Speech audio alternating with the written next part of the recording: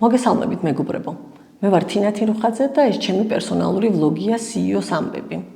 ძალიან დიდი მადლობა მინდა გადავუხადო ყველას, ვინც დღეს პირველად შემოგვიერთდა და ასევე მათ, ვინც უკვე რეგულარულად მათევნებთ თვალყურს.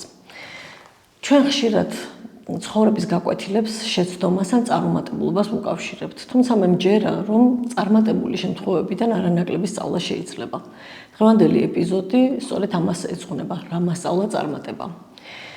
ისტორია უნდა დავიწყო 2002 წლიდან, როდესაც ჩვენ რამდენიმე მეგობარმა გადავწყვიტეთ, რომ შეგვექნა კომპანია, რომელსაც მე დღესაც ვხემძღვანელობ.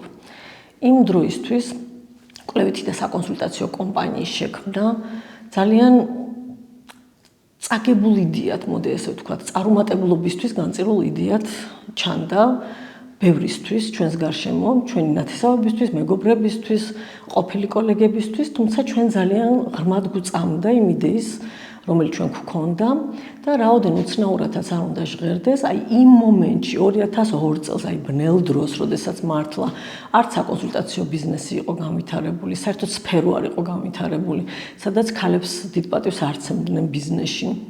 საბაზრო ეკონომიკა მხოლოდ ესეთი ჩანასახში იყო, პირველ ნაბიჯებს დგავდა.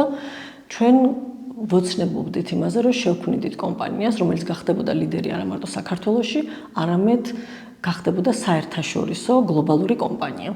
მაშინ ცოტა ესეთი გიჟების ოცნებას უფრო გავდა ეს, ვიდრე რაღაცა რეალურ გეგმას, ბიზნეს გეგმას, ნამდვილად არ გვქონდა ჩვენ ესეთი ნაბიჯებად გაწერილი გეგმა, საიდან სად მივიდოდით, მაგრამ გვქონდა ძალიან დიდი რწმენა იმისა, რა საქმესაც ვაკეთებდით, გვჯეროდა, რომ ცოდნა, ძალა თუ მისი გამოყენება იცი და სწორედ აი ამ პრინციპებზე დაფუძნებით გავაკეთეთ ეს კომპანია. საინტერესო ის არის, რომ პირველი საერთაშორისო ესეთი გასვლა ჩვენ გვქონდა 2009 წელს, ანუ 7 წლის მერე პირველი ოფისი გავახსენით აზერბაიჯანში და მაშინ ჩავთვალეთ, რომ ხო ეს ახლა ერთი ან გაამართლებს, ან არ გაამართლებს, ძალიან ბევრი ტკივილი მოყვა ამ ოფისის გახსნას, ეს ცალკე ისტორიაა და ამასაც აუცილებლად ცალკე ეპიზოდს მივუძღვნი. მაგრამ შემდგომ უკვე 2014-ში გავხსენით მეორე ოფისი ყაზახეთში, ალმა-ატაში და აი ისტორია ზუსტად ამ მომენტს უკავშირდება, როდესაც ჩვენ იქ უკვე ოფისი გავხსენით, თანამშრომლებით დავაკომპლექტეთ, ძალიან მნიშვნელოვანი კლიენტი და კონტრაქტი მივიღეთ და იმ პერიოდში მე ესე მოგზაურობდი ხოლმე, ფაქტობრივად თვეში ერთხელ ჩავდიოდი ყაზახეთშიც და აზერბაიჯანშიც, მინიმუმ ერთი კვირით, ჯერ ჩავდიოდი ყაზახეთში, ყაზახეთიდან გადავდიოდი აზერბაიჯანში. და ზუსტად ყაზახეთიდან რომ აზერბაიჯანში გადავედი, ალბათ სადღაც ერთი თვის გახსნილია ეს ჩვენი ოფისი.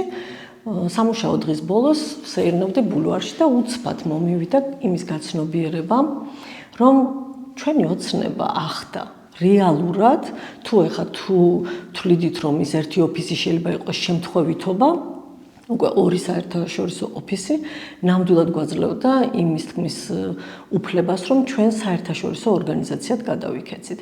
ოღონდ ეს ოცნება ისე ახდა, რომ ერთი შამპანურიც არ გაგვიხსნია. ანუ არავითარი ზეიმი, არავითარი სიხარულის განცდა არ მოჰყოლია ამ მიღწევას. მეტიც გაიზარდა ჩვენი სტრესის დონე, პირადად მე ვიყავი უკვე ახალ მიზნებში, ახალ გამოწვევებში, იმის ფიქრებში, შემდეგი სად შეიძლება გავხსნათ, რა შეიძლება გავაკეთოთ, უამრავ გამოწვევაში, რომელიც ერთთან მეორე ქვეყანაში იყო, მართვის გამოწვევებში და ასე შემდეგ. და უცბად გავაცნობიერე, რომ ისე შეიძლება მივახციოთ წარმატებას, ისე შეიძლება ასრულდეს ჩვენი დიდი ოცნება, რომელიც მართლა გიჟურად ჟღერდა 10 წლის წინ და 7 წლის წინ, რომ ეს მომენტი გაგვეპაროს და სიხარულის შეგრძნების ნაცვლად გახდეს ჩვენი სტრესის და შეიძლება არ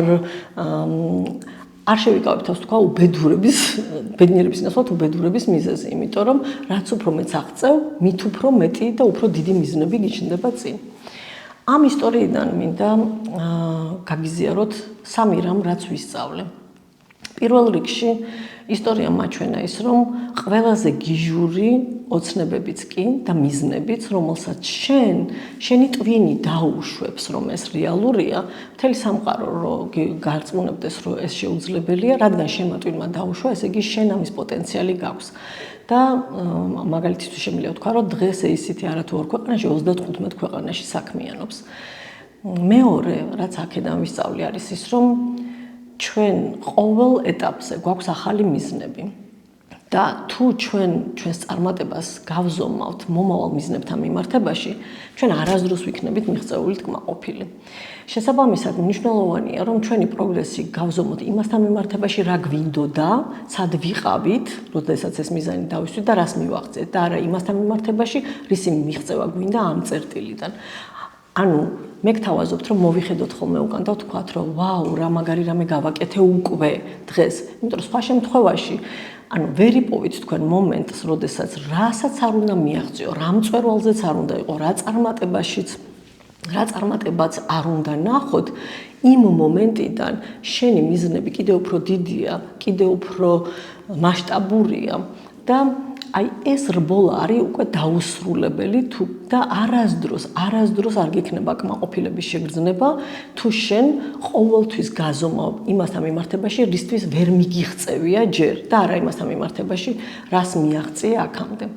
და მე მინდა გითხრათ, რომ აქ ძალიან ხშირად მეც მათ შორის შეიძლება მქონდა ეს შიში, რომ აი ამ სიხარულმა და იმ მიღწევის ბედნიერებამ არ მომადუნოს. ეს არის ძალიან ბევრი ადამიანისგან მსმენია, რომ მე არ მოხდეს ისე, რომ აღარ მქონდეს მიზნები. პირიქით, მეგობრებო, ჩემი გამოცდილება იმას აჩვენებს, რომ და არა მარტო ჩემი სხვებზე დაკვირვებაც, რომ წარმატების აღქმა გაძლევს ძალას და ენერგიას. თუ მე შევძელი, რომ იქიდან აქამდე მოვედი, აქედან წინაც შევძლებ, რომ წავიდე. ესე იგი, მე მაქვს ამისი ძალა, მე ვხედავ ჩემს პროგრესს და მე მჯერა, რომ ამ პროგრესს გავაგრძელებ.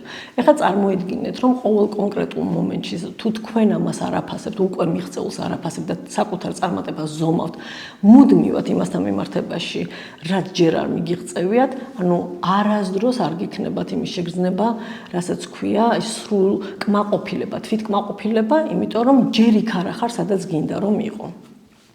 და ბოლო, რაც ძალიან მნიშვნელოვანია, აღნიშნეთ ყველა მიღწევა. მე ეს მასწავლა ამ გამოცდილებამ. ყველა პატარა მიღწევა არის ზეიმს იმსახურებს, შესაბამის ზეიმს, რა თქმა უნდა, ხო? აღნიშნეთ, იმიტომ რომ ეს მომენტი თუ გაუშვით, მაშინ ამ მიზნებსაც რაღა აზრი აქვს და ერთი ძალიან მნიშვნელოვანი ფრაზა, რაც მე დამამახსოვრდა, ავტორი არ მახსოვს მართალია, მაგრამ თვითონ ფრაზა ძალიან დამამახსოვრდა, რომ ის, ვინც არ არის ბედნიერი პატარით, ვერ ხარობს პატარა მიღწევით, ის ვერ ხარობს ვერც ერთი მიღწევით. ასე რომ დავაფასოთ ჩვენი მიღწევები და ვიაროთ წინ. წარმატებებს გისურვებთ, მეგობრებო, მომავალ შეხვედრამდე.